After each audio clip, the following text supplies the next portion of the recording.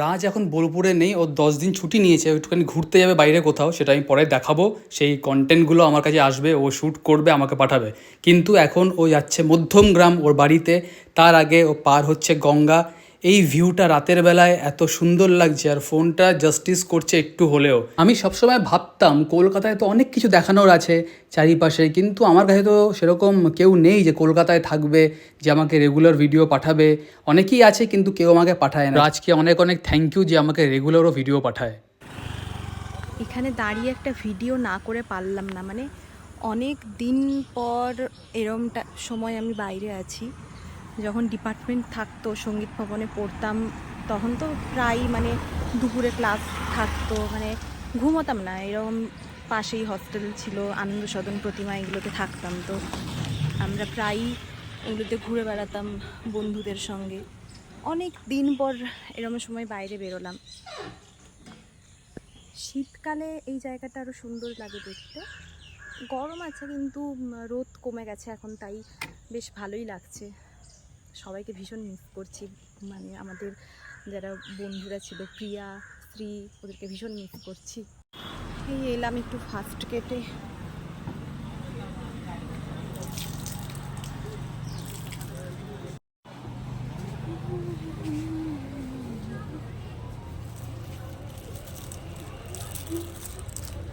এইগুলো এখন খুব ট্রেন্ডিং, এইগুলো ভীষণ চলছে।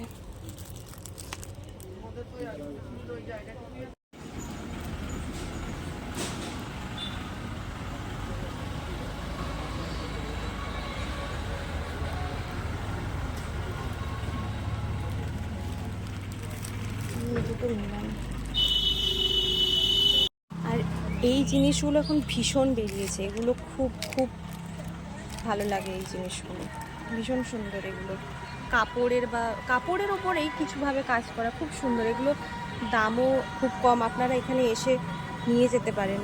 ওনার বয়স্ক মানুষ তো, ওনার দোকানে বিক্রি সেভাবে হয়তো হয় না, মানে এখন তো অতটা অনলাইনের যুগ চলে এসছে, তাই এত বিক্রি হয় না। এগুলো খুব সুন্দর কালেকশন আছে ওনার দোকানে। বাজার করে প্রগতি গেছিল অরশ্রী মার্কেট আইসক্রিম খেতে। লাঞ্চ ব্রেকে আমি একটুখানি তাড়াতাড়ি বেরিয়েছি, কারণ প্রগতি আজকে বাড়ি চলে যাবে, তো ওকে ড্রপ করতে আমাকে যেতে হবে স্টেশন। তাই ভাবলাম একটুখানি আগে বেরোই, ওকে স্টেশনে ড্রপ করব, তারপর ডাইরেক্ট একদম চলে যাব অফিস। তাই আর টাইম ওয়েস্ট হবে না, খাওয়া দাওয়াটাও করে নেবো, তাই একটা টাইম কিন্তু আমার সেভ হয়েই যাচ্ছে। আর যা রোদ, অবভিয়াসলি আমি প্রত্যেক দিন বলছি, আজকেও বলছি, কিছু করার নেই, বৃষ্টি এখন হবে না। আর আমি আগে জানলে প্রগতির জন্য এসির টিকিটই বুক করতাম, কিন্তু আমার মাথায় ছিল না, ভেবেছিলাম বৃষ্টি হবে তো গরমটা সেরকম থাকবে না, কিন্তু বুঝতে পারছি খুব কষ্ট হতে চলেছে ওর ট্রেনে, কারণ ওর বাড়ি অনেকটাই দূরে। এখান থেকে যেতে মোটামুটি ওর বেজে যাবে হচ্ছে গিয়ে রাত্রি 8টা। কী আর করবো, এই সময়টা একটুখানি কষ্ট করতে হবে ওকে। পরের বার থেকে এই জিনিসটাই মাথায় রাখবো। চলে এলাম বাড়িতে, এটা হচ্ছে আজকে আমার লাঞ্চ। রাজমা ছিল, ডিম ছিল, সবজি ছিল। প্রগতি আজকে বাড়ি চলে যাচ্ছে, তাই তাড়াতাড়ি করে যাচ্ছে ওকে স্টেশনে ছাড়তে, শান্তিনিকেতন এক্সপ্রেসে ওকে ড্রপ করব, তারপর ডাইরেক্ট চলে যাবো অফিস। খাওয়া দাওয়া করে এলাম, ঝামেলা শেষ। এখন বাজে হচ্ছে গিয়ে 12:30। আমি একটু তাড়াতাড়ি এসেছি অফিস থেকে, আর দেখি তাড়াতাড়ি করে পৌঁছাতে হবে, টিকিট কাটতে হবে। আর ট্রেন হচ্ছে গিয়ে 1টা 10 ছেড়ে চলে যাবে। হাতে টাইম খুব কম, তাও তো ভালো যে শান্তিনিকেতন এক্সপ্রেস অনেকক্ষণ দাঁড়ায়। প্রগতি বললো আমার একটা জিনিস কেনার আছে, আমি বললাম ঠিক আছে তাহলে তাড়াতাড়ি করে কিনে ফেলো, কারণ তোমার টিকিটও কাটা হয়নি, টিকিটটাও কাটতে হবে গিয়ে, সেটাও একটা বড় ঝুঁকমারির কাজ। তো যাই হোক, সেটা একটা সলিউশন পরে বের করলাম। একটুখানি গেল আগরওয়াল স্টোরে, কি কেনার আছে, টাইম খুবই কম আছে, দেখি ঠিকঠাক টাইম পৌঁছতে পারি কিনা, কারণ গিয়ে আবার টিকিটও কাটতে হবে। সুবিধার দোকান থেকেই কাটবো, 3 নম্বর প্ল্যাটফর্মে যেটা আছে, ওখানে তো একটা ফাস্টফুড কর্নারও আছে সুবিধার, প্লাস টিকিট কাউন্টারও আছে। একদিকে ভালো, এটা সুবিধা খুব, কিন্তু একটাই প্রবলেম সুবিধাকে আমি বলবো এটা সলভ করে দিতে, ফোনপে অ্যাকসেপ্ট করে না। ফোনপে বা জিপে কিছু একটা অ্যাকসেপ্টেন্সের ব্যাপার কিন্তু ওখানে রাখলে ভালো হতো, সবার সুবিধা হতো। ওই ক্যাশ দিয়ে সবসময় টিকিট কাটা একটুখানি টাফ হয়ে যায় এখনকার দিনে। চলো তো তাড়াতাড়ি করে ট্রেন ধরতে হবে, না বেশি টাইম লাগেনি, তাড়াতাড়ি করে চলো এবার, লেটস গো। এটা কি নিয়েছো, প্যান্ট? বাহ ঠিক আছে, চলো। স্ট্রেট প্যান্ট, ঠিক আছে, চলো চলো। বোলপুরের দিকটা সেরকম ভিডিও করা হয় না, কারণ আমি সন্ধেবেলায় যখন বোলপুর যাই, কারণ সকালবেলা অফিস থাকে, বোলপুর যাওয়ার দরকার পড়ে না। আর সন্ধেবেলায় যখন আমি যাই তখন মোটামুটি অন্ধকার হয়ে গেছে, সেরকম ক্যাপচার করে না ফোন, হোয়াইট করলে আইফোন লাইট কম ধরে একটুখানি। এর জন্য ভাবলাম আজকে একটুখানি ভিডিওটা আমি করি, কিন্তু একটুখানি দেখলাম অ্যাঙ্গেলটা গন্ডগোল হয়েছে।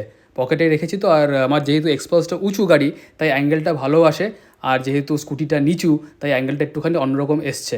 ডাঙ্গালি কালীতলা হয়ে 3 নম্বর প্ল্যাটফর্মে ঢোকার রাস্তাটা এখন খুব সুন্দর করে দিয়েছে, কোনো অসুবিধার হয় না। তো তাড়াতাড়ি করে স্টেশনটা পৌঁছে গেছি। যাক, ট্রেন দেখলাম দাঁড়িয়ে আছে, এবার টিকিটটা কাটার পালা। শুভদার টিকিট কাউন্টার থেকেই টিকিটটা কাটবো। আর হ্যাঁ, মনে হলো এখানে এখন জিপে ফোনপে স্টার্ট হয়ে গেছে, আমি বলতে পারবো না কনফার্ম, বাকিটা শুভদা যদি দেখে ভিডিওটা কমেন্ট করে জানাবে। এই যে ট্রেন দাঁড়িয়ে রয়েছে, এখানে শেড তো নেই, তাই রোদের মধ্যে কষ্ট করি এগোতে হচ্ছে, কিছু করার নেই। দাদি করে ভরে নাও, বসো এবার। টাটা বাবাই, মিলতে ব্রেক কে বাদ বাবাই। তো দাদি করে ভরো ব্যাগে, আমিও পালাই অফিস যাবো। আমার সত্যি মনে হচ্ছিল আমি মাথা ঘুরে পড়ে যাব, যা রোদ, এখানে কোনো শেড নেই। এরকম করে কি করে যে ওরা ভেবে স্টেশনটা তৈরি করছে। ইন্ডিয়ান রেলওয়ে সুন্দর, এসকেলেটার বন্ধ হয়ে পড়ে আছে, মানে কিছু বলার নেই আমার। লোকজনের অসুবিধা করে বয়স্ক মানুষটা এরকম করে হেঁটে হেঁটে উপরে উঠছে, ছোটো লোকের মতন ব্যাপার স্যাপার। 2000 years later. জার্নির সেকেন্ড এডিশন, প্রথমটা ছিল গ্লাভস, না সেকেন্ড না অ্যাকচুয়ালি থার্ড এডিশন। প্রথমটা ছিল হচ্ছে কি হেলমেট, দ্বিতীয়টা ছিল হচ্ছে গ্লাভস, আর এটা হচ্ছে হাইড্রেশন ব্যাগ। এটার মধ্যে ওয়াটার পাউচটা থাকে, যেটা এখান দিয়ে আর কি পাইপটা বেরোবে। পাউচটা আমার কাছে আছে, পরে আমি ঘুরে আবার দেখিয়ে দেবো। যাওয়ার আগে তো সব কিছু দেখাবোই আপনাদেরকে। তো এটা হচ্ছে কি প্রোডাক্টটা, এটার মধ্যে 1 ইয়ারের ওয়ারেন্টিও আছে। ট্রাইপল গিয়ার্সের এটার মধ্যে চেনও আছে, জিনিসপত্র রাখা যায় ছোটোখাটো। ফিনিশটা তো ভালোই মনে হচ্ছে, দেখি কেমন কি হয়। আপাতত ভালো লাগলো, আর দামটা খুব রিজনেবল, কারণ রাইনক্সের প্রোডাক্ট ইজ ভেরি কস্টলি। রাইনক্সের হাইড্রেশন ব্যাগের দামই হচ্ছে গিয়ে 3000 টাকা, যেখানে আমি এটা 700 টাকায় পেয়ে যাচ্ছি। সো ভালো ব্যাপার। চলে এসছে, এদের ফেসবুক পেজও আছে, এই যে ফেসবুক ইনস্টাগ্রাম পেজ, আমি ছবি তুলে পরে দেবো। এই দামটা কিন্তু অ্যাকচুয়ালি নয়, 700 1720 এরকম দাম এটা। The next morning. চলে এসেছি শ্যুটটার জন্য, যেটা কথা বলছিলাম, তো ওটার ব্যাপারেই এসেছি। এখনও শান্তনু আসেনি, আসবে। তো আজকের ব্লগটা এখানে এন্ড করছি। যদি কিছু ভালো লেগে থাকে please like share comment and follow. বোলপুরটাকে ব্যবসা করতে, ফলো করতে, লাইক করতে, কমেন্ট করে জানাতে কেমন লাগছে। আমি দেখছি এদিক ওদিকে কখন এসে পৌঁছায়। আর এটার যে টেলিকাস্ট হবে পডকাস্টে, সেটা আমি বলে দেবো কবে কোথায় হবে, আপনারা দেখতে পাবেন। তো চলুন, টাটা।